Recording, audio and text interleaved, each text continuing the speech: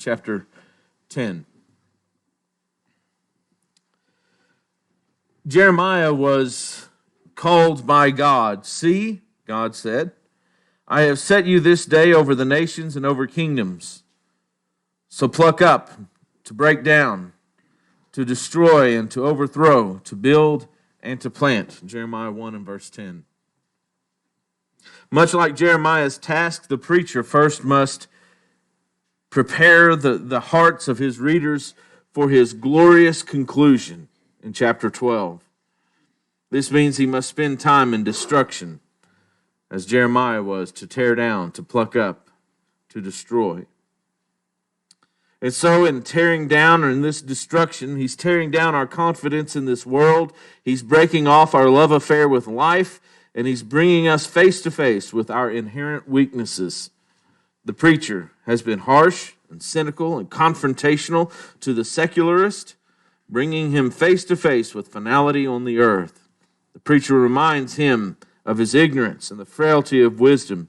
Beginning with chapter 10, however, he shifts his focus to ramp up his conclusion. From the start, then, there are matters of common sense for us to consider, which are as much a part of wisdom and sound living as are the questions we must face at the boundaries of our knowledge. We steady ourselves with reminders to be sensible in chapter 10, so that we may launch more surely upon the call to be bold, chapter 11, verses 1 through 6, to be joyful, 11 verses 7 through 10, and ultimately to be godly in chapter 12. And so today we're going to enter into that kind of the breakdown phase. And the whole idea is to break down our trust in the world. And that's where so many of us and so many people that we know puts its confidence in the constancies of the world. It reminds me of chapter 1, where he goes through the monotony of the world, the treadmill of life, we called it, or the monotony, the machine. You know, it's just day in and day out and day in and day out, and it's like a regularly running machine, and we have a tendency to see that background machine always operational, and we think that background machine will always be operational. I think what Solomon is doing is he set that stage, and he's saying, now here's the secret. One day, that machine is going to stop. One day the treadmill will stop. And we need to be ready for that day. And so chapter 10 begins this kind of ramp up to this grand conclusion. What's his conclusion going to be? Fear God and keep his commandments. But it even starts before that verse. Remember, chapter 12 and verse 1, remember your Creator in the days of your youth, right? We have a Creator, and we need to remember him, be mindful of who he is. And so this ramp up to that grand, glorious conclusion is we've got to tear down, we've got to destroy, we've got to take out of place those things which are impediments for us reaching that conclusion. So in chapter 10, it begins with these proverbs.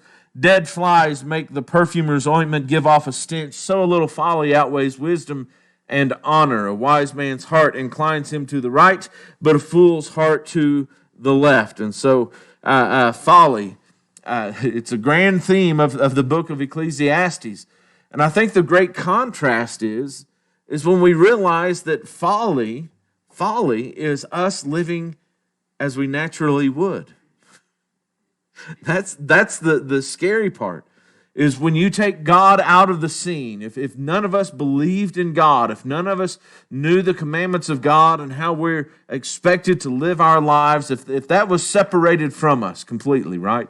How would we live? How would we behave?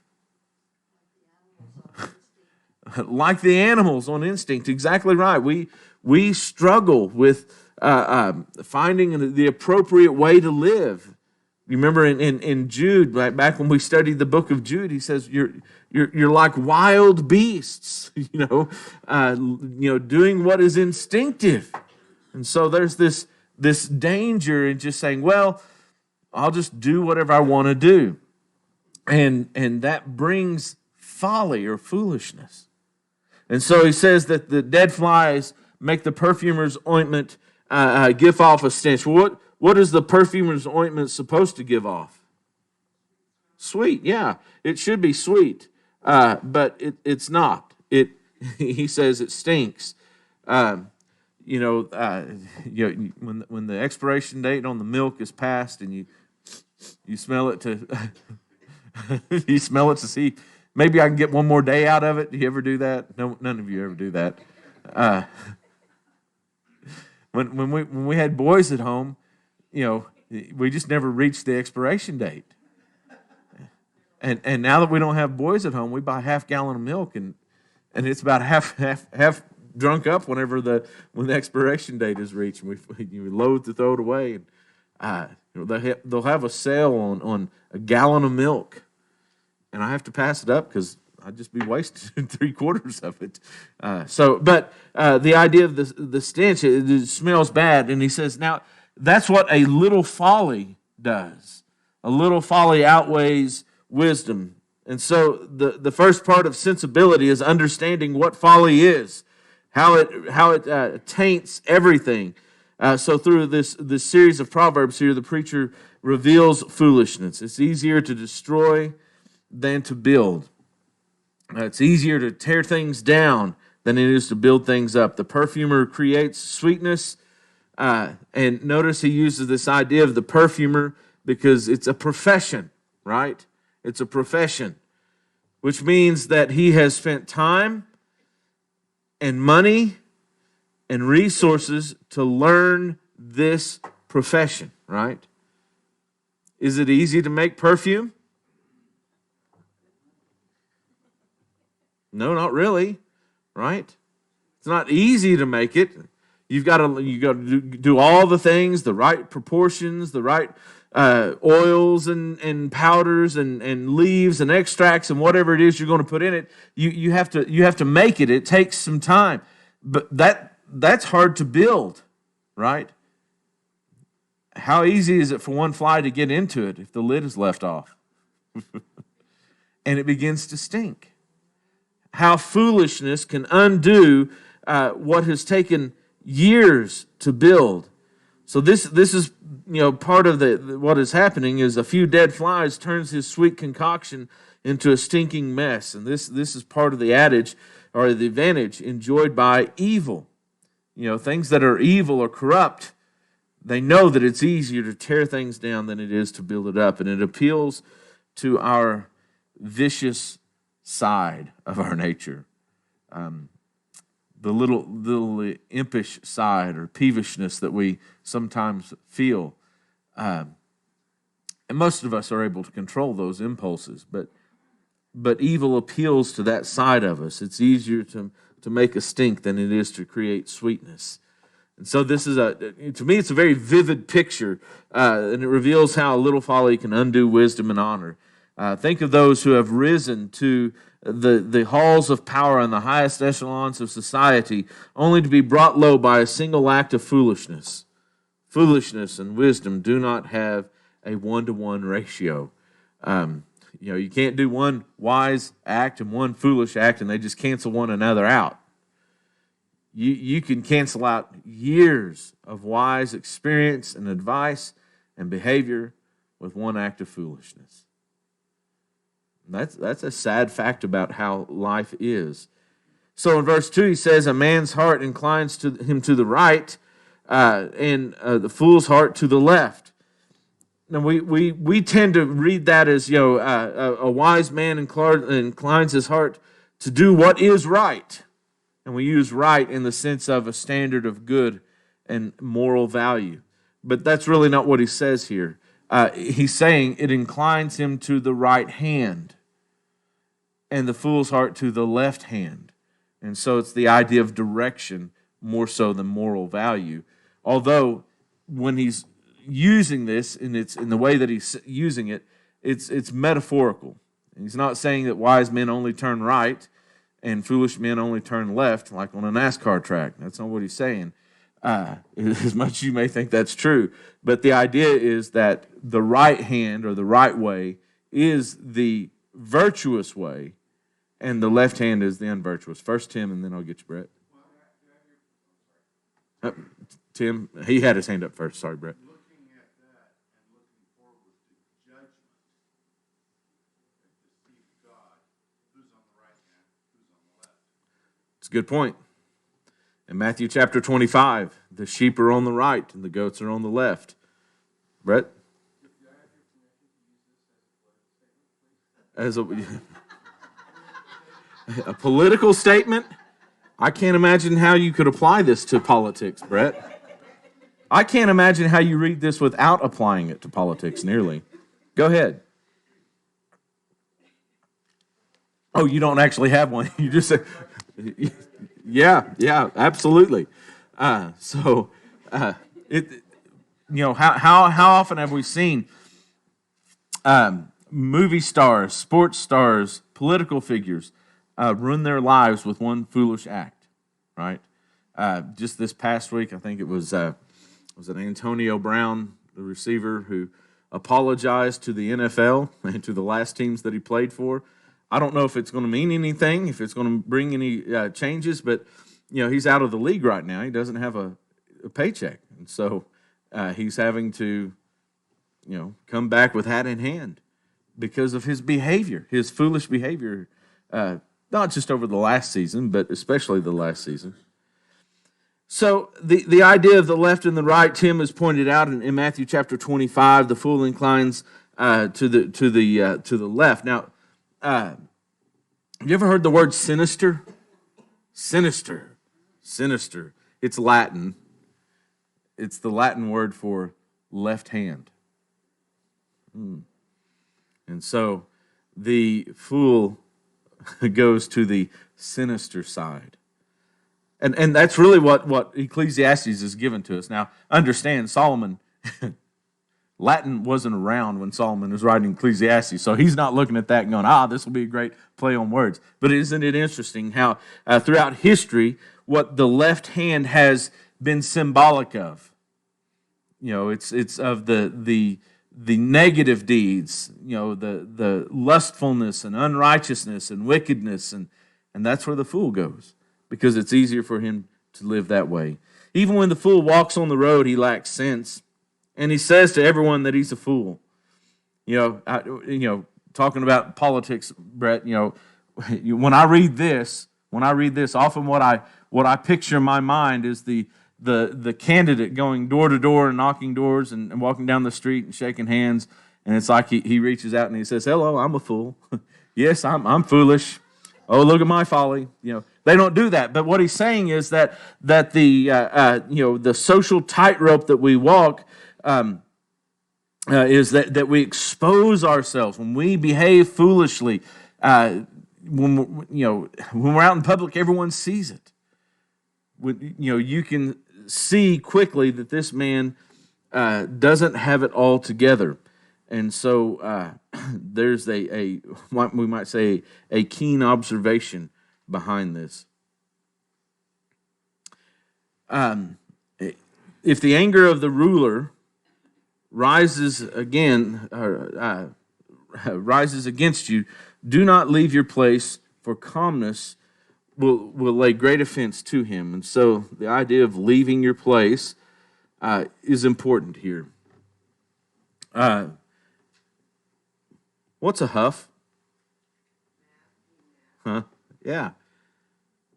What he's saying is if the anger of the ruler rises against you, don't go off in a huff.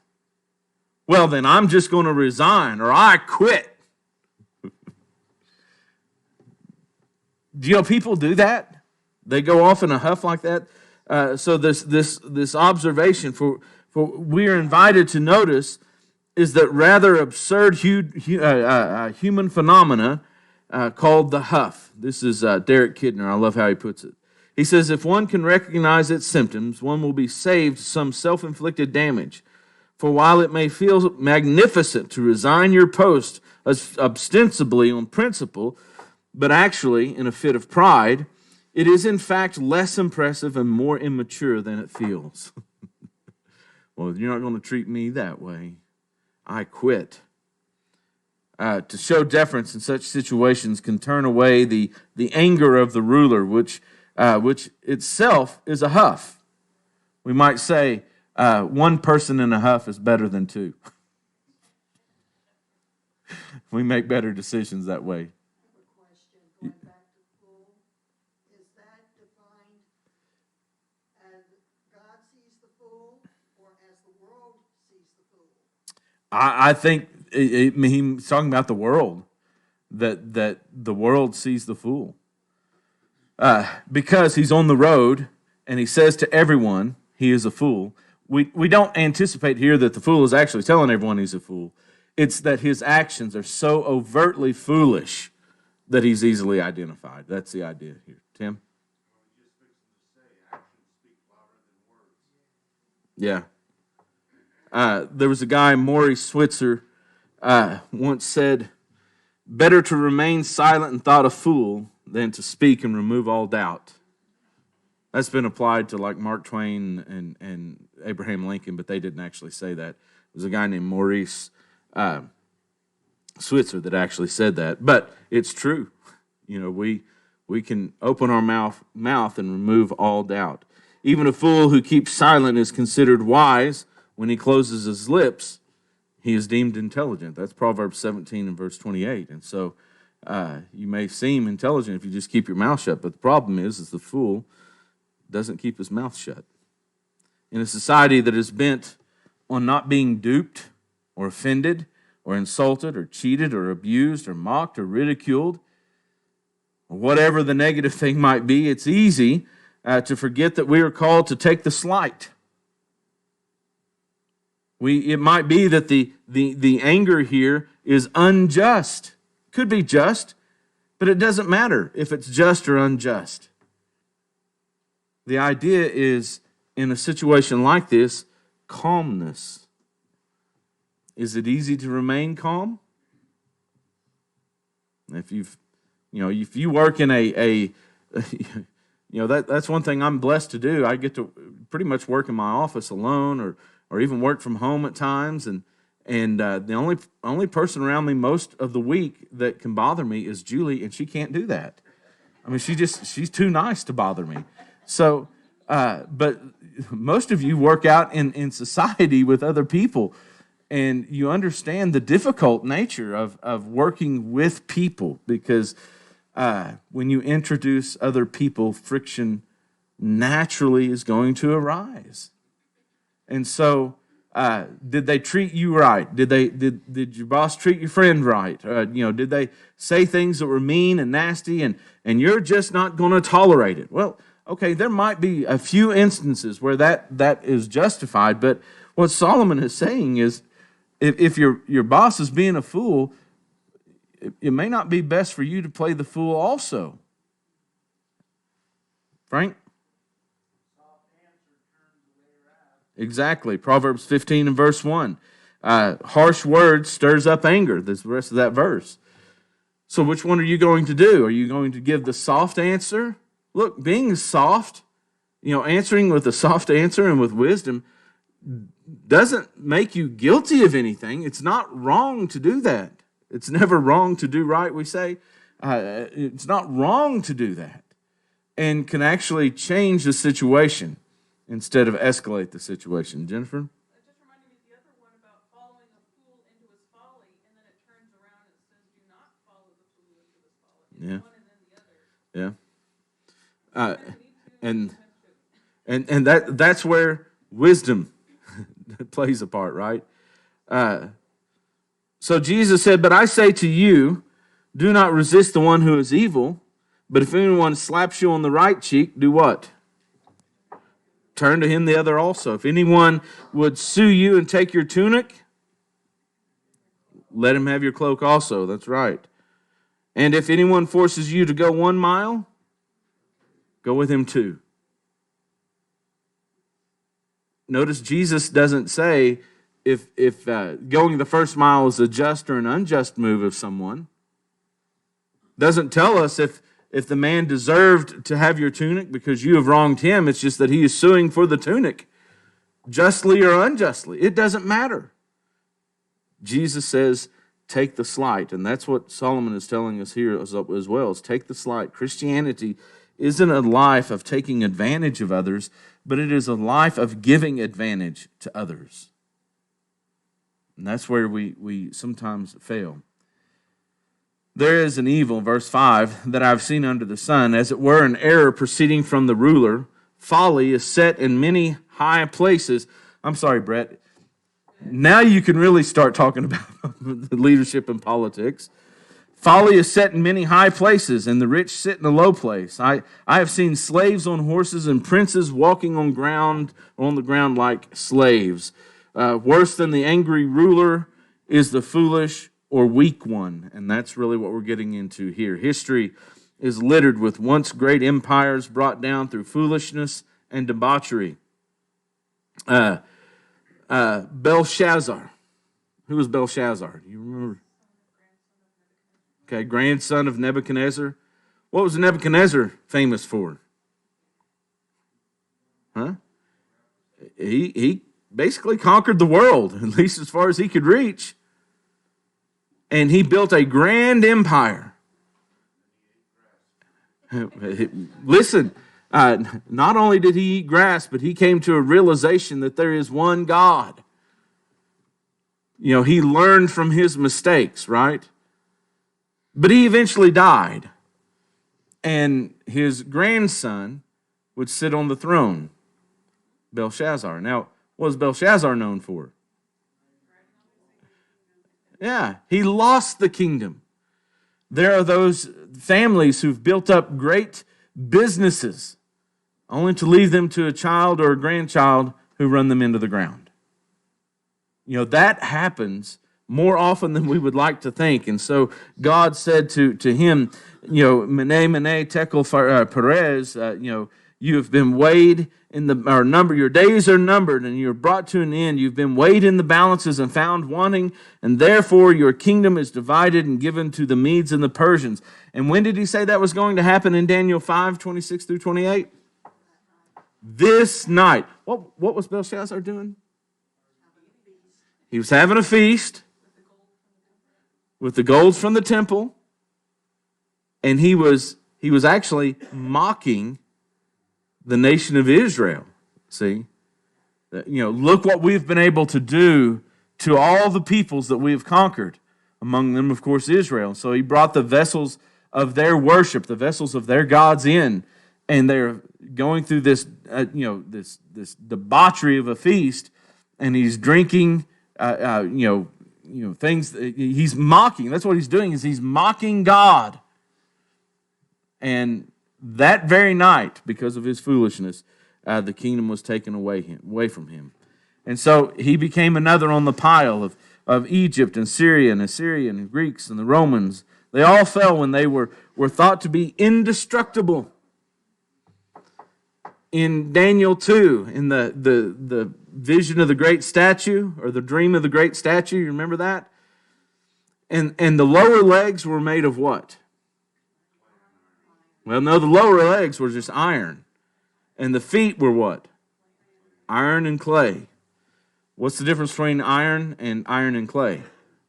Iron is strong, right? That's when the nation seemed indestructible, because it made for itself wiser decisions. The mixture of clay came with the foolishness and the debauchery that grew into the Roman Empire and weakened it. And because of that foolishness, the entirety was weakened and brought low. And so we need to learn lessons from that. They were thought to be indestructible, but because foolish people came into power, either by appointment, intrigue, threats, bribes, or flatteries, it doesn't matter. That paved the way then for the once noble royals to find themselves slaves. And so I saw the princes, those who were once the rulers. Where are they walking? They're on the ground like slaves. Empires come and empires go. The reason why empires go is because of foolishness. we would not refer to the United States of America as an empire, but it is a nation. Of course, he doesn't actually use the word empire here. He's talking about rulers. Is it possible that the United States could rise in wisdom and fall in foolishness? Absolutely. And so we must guard against that. Many praise the preacher for his turnabout, but here's what the thing is. I don't think that the preacher is saying that everyone gets their just desserts, nor is he stomping for social justice. I don't think he's, if you're a ruler, you need to be a slave. I don't think he's even stomping for that. Rather, he's simply trying to shake our faith in the permanence of our affairs.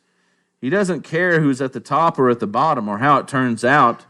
The man of God lives his life for heaven and not for earth. And that's the great point that he's making.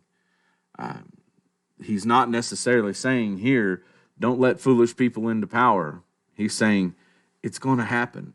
Don't trust in that power. Trust in God. He who digs a pit will fall into it, and a serpent will bite him who breaks through a wall. He who quarries stones is hurt by them, and he who splits logs is endangered by them. So we're still on this path of foolishness. In chapter 9 and verse 10, we're encouraged to work hard, but we need to work hard with wisdom, right? Don't fall into the hole you just dug. When I first started preaching, I ended up in a little town called Granite, Oklahoma, and there was a preacher named Willard Cox. And Brother Cox was a kind man. He was one of those that just had a very soft demeanor and just appealed to a lot of people. And he was telling me about one time whenever he was doing a funeral, and the ground was a little wet, and they were bringing the casket in to put it on the little stand there at the graveside, and he was leading the casket, and they had put some boards alongside the hole for him to walk on, and he was walking on it, and as the casket was coming, when they started sliding it, well, it started coming faster, and he panicked a little bit, and he stepped off the board. Luckily, he stepped on the ground side, not the hole side, but the ground gave way, and he fell all the way down into the bottom of the grave, and the casket was there above him. Things like that happen in accidents, of course, but sometimes we step into the hole we just dug. I may have told this story before on myself, but when we were kids and living in Oklahoma, we had some cows and horses and stuff, and we had a pond that they would drink out of. Well, in the winter, obviously the ice would freeze it over, and we would have to go down and break the ice in order to let the livestock drink. And it was kind of my brother and I's job. Dad would usually start it, and then he would leave us with the axe, and we would start chopping the ice. Of course, we would chop the ice way far away from the bank where the livestock was not even going to get close to drinking in the holes we were chopping. And I remember we'd been doing that for a while, and then we decided we were going to quit, and then we started walking back toward the shore, and I stepped in one of the holes, and I'm probably about 8 or 9 years old, and I'm crying because it's cold, and Jeff helps me out, and we start walking to the shore again, and I stepped in another hole with the other leg, and realized sometimes you can have too much fun, and it was pretty rough. But that's what a fool does. He digs a hole and he falls into it. What about this idea of a serpent who breaks through a wall? What's the idea of breaking through a wall? Or some translations have a hedge. You don't know what's on the other side or what's in the wall. Most of their walls at this time were made of what? Rocks. The rocks from the field they would gather and they would heap them in a row to make a fence line. That was the boundary between you and your neighbor were the rocks that you gathered out of your field. One likes to slither down inside the rocks. The snakes do. And so, the idea is, be careful. Even if you're tearing down a fence, watch out for snakes. Or look, if you quarry stone, that means to cut it out of a mountainside. But remember, when you cut it out of the mountainside, that stone or that rock has to land somewhere, right? When you're felling trees, The tree has got to land somewhere. Don't you love the viral videos on the internet where people are, cutting down a tree beside a house, and they've made all the preparations to make sure the tree falls in this direction and not on the house. Of course, they go viral because they don't fall in that direction. They fall on the house, right? And so that's the idea of foolishness. Work wisely, we might say. And so we might say even here, being hurt by the stone or being endangered by the log, the point might actually be a lack of planning too. That these are kind of feckless workers that are just going out and chopping down trees or knocking holes in the ice wherever they want. A lack of planning. And certainly we would get that as well. And to add to that, if the iron is blunt and one does not sharpen the edge, he must use more strength. But wisdom helps one to succeed. If the serpent bites before it is charmed, there is no advantage to the charmer. And so again, 10 shows the benefit of wisdom for not just for protection, but for working smarter, right? Sharpen the axe. That was one thing, because we did cut a lot of wood for firewood.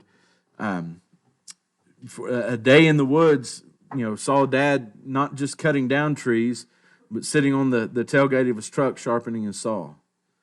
And he would go until he noticed the blade was dull, and he would stop, and he would go back, and he would sharpen the saw. And the breaks that he took to sharpen the saw added up to less time it would have took if he kept trying to cut with a dull saw.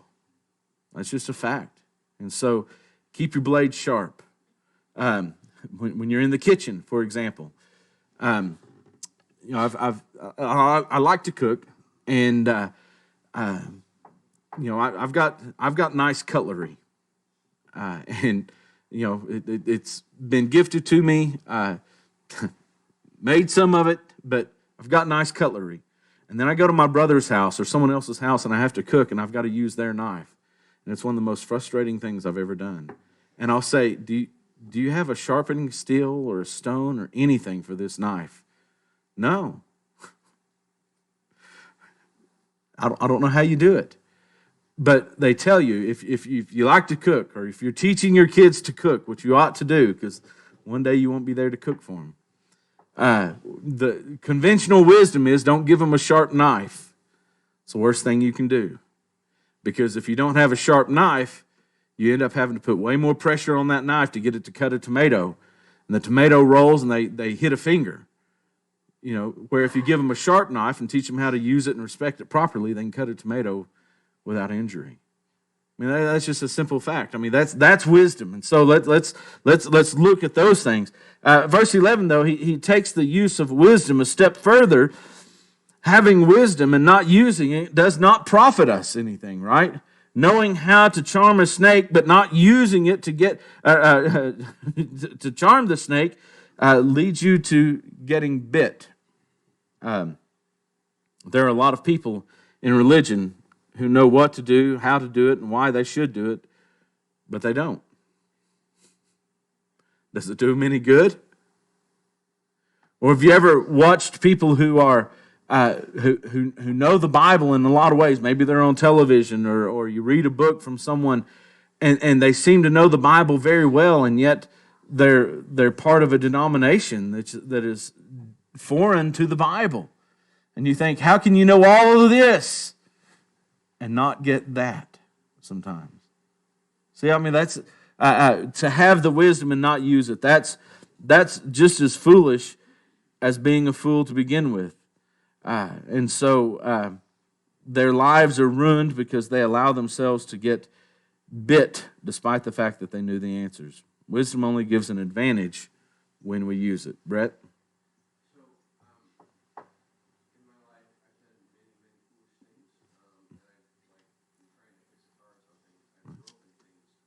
Welcome to the club.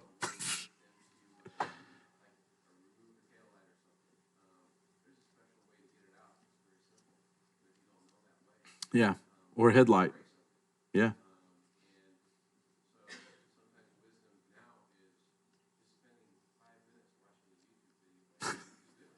Yeah.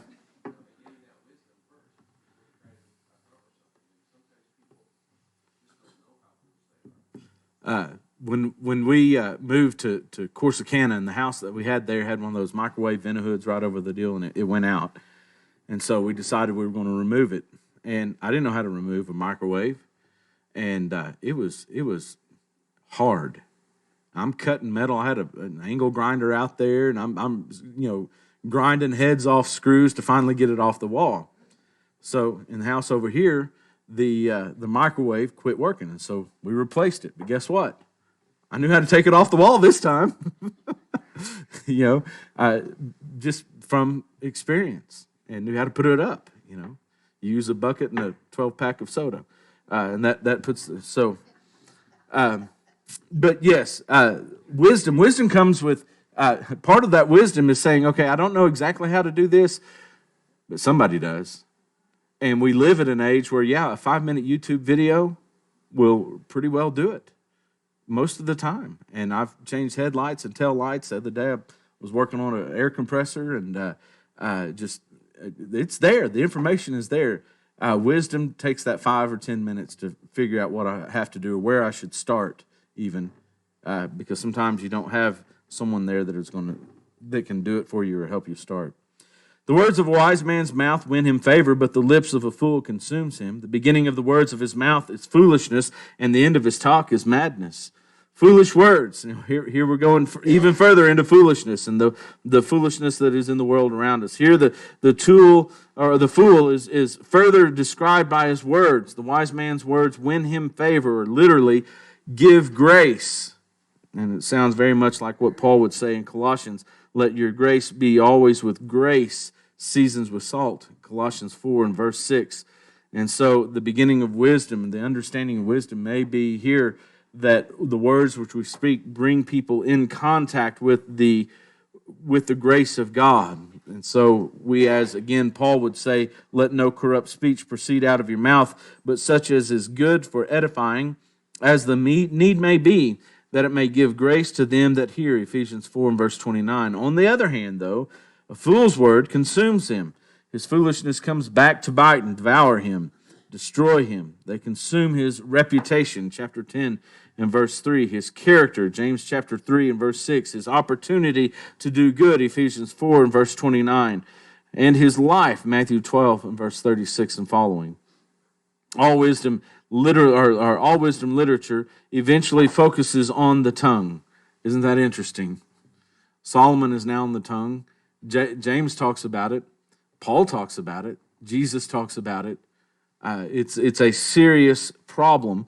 It's a little rudder that turns the ship. Words have an obvious place in the art of living. Verse 13 continues to build upon the fool's words, saying that they begin with foolishness and end with madness. The beginning points to his inner. The beginning points to his inner character. For from within, out of the heart of man, evil thoughts proceed: fornications, thefts, murders, adulteries, covetings, wickedness, deceitfulness, lasciviousness, an evil eye, railing, pride, foolishness. All these things proceed from within and defile the man. Mark 7:21-23. And so immoral or amoral values lead to wickedness in action. A fool multiplies words, though no man knows what is to be, and who can tell him what will be after him. The toil of a fool wearies him, for he does not know the way to the city. The description of the fool's words continues here. The fool who lives without life without God speaks about life in arrogance. He multiplies words. Reminded of the parable of the talents, right? When the man who had 5 talents came back and said, you gave me 5, here's 5 more. End of conversation. And the man who had 2, you gave me 2, here's 2 more. Done. And then the man who had 1, Lord, I knew that you are a hard man, sowing where you do not sow, or reaping where you did not sow. And he goes through, and it's a long, drawn out. He multiplies words. Why? Because he's trying to excuse his foolish actions. And so a fool multiplies these words. Though no man knows what is to be, he pretends he does. Well, in my opinion, here's what's going to happen. Oh, a good thing that most things that people say will happen don't, because we're not in control. We'll pick up in verse 15 next week. I appreciate your thoughts and ideas this morning.